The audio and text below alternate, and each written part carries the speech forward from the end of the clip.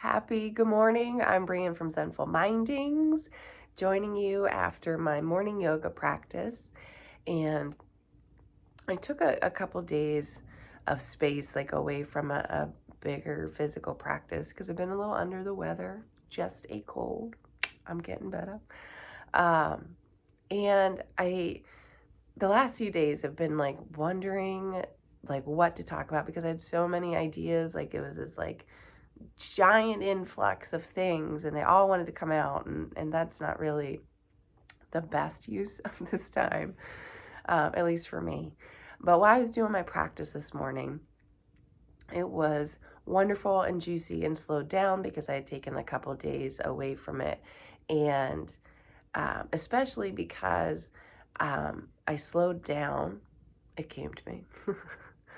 And it's, what do we mean when we say slow down, turn inward, create space, breathe into it, feel what you're feeling, notice? What do all of those things mean? Because they're pretty abstract sometimes, right? When we hear them, particularly in physical asana practice, they can be really abstract because what does that mean? Especially if you're new to the practice, or maybe you're just not even on a mat, but you're having some feelings, or you're doing some stretches. What does that mean? So I wanted to take some time to actually like dissect that a little bit more. So, what happens when we're living our lives, right? We are getting so much outside sensory information that it is hard for us. It's actually hard for us to turn inward in that sort of environment without a lot of practice.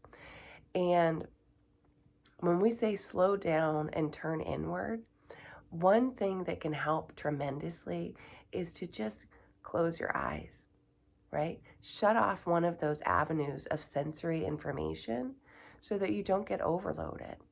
And what that allows you to do is, maybe it's using your imagination or your mind's eye, or just to feel your body in a different way. You're literally feeling it from the inside out. It helps you tune in. So maybe you can feel what your heartbeat feels like, or maybe you can feel what muscles in your body are tense, or maybe you feel yourself like a little jittery and you can kind of start to pinpoint an area of your body that's feeling that way. And it's so helpful because it helps you get better acquainted with yourself. What this also does is helps us slow down in a physical practice, right? Because you can't move as fast without that sensory avenue of information, right? You have to really feel it. So if we slow down, we're not rushing through, which gives ourselves the time for that inside energy to be read, that inside sensory information. We also talk a lot about breathing into a space, or breathing into a feeling, or noticing where you're feeling it. And all of that is tied together, right? So whether you call it your imagination or your mind's eye, whatever that resonates with you, you can literally imagine with your inhalation sending your breath to that space in your body. And you can imagine that exhalation carrying away something. So maybe you breathe in, create some space, or allow some growth in an area or expansion. And when you exhale, you allow loosening, you allow release, you allow space to be left behind. This is so tremendously helpful, especially in my life. And I guess that's why I felt so compelled to share that today.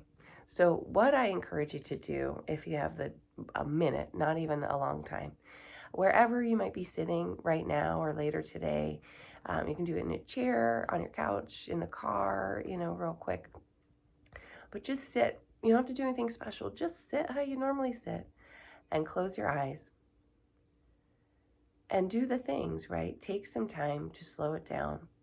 So maybe you notice your breath. Maybe you notice when your muscles feel like they're putting in effort just to sit there, right? It's not really a lot of effort when you think about it to sit there. For me and my body, what I often notice is that my legs and my hips and my glutes, they can still feel like they're like tensing up, right? Putting in a lot of effort. And those are the spaces that are really supported usually when we're sitting. So what's that all about? And those are the spaces that I work with.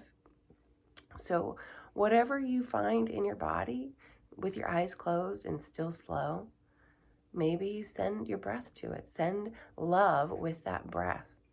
Send permission to explore and discover, and then maybe find some release when you exhale. And stick with that, right? That's not a heavy time intensive practice. It is something you can come to any time of day.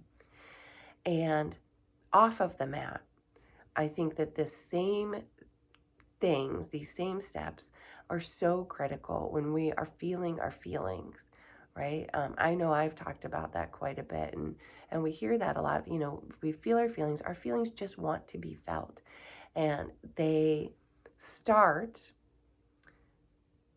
I don't want to say they start because I don't know that for sure, but we can feel these sensations in our bodies, and sometimes we just don't know what to do with them.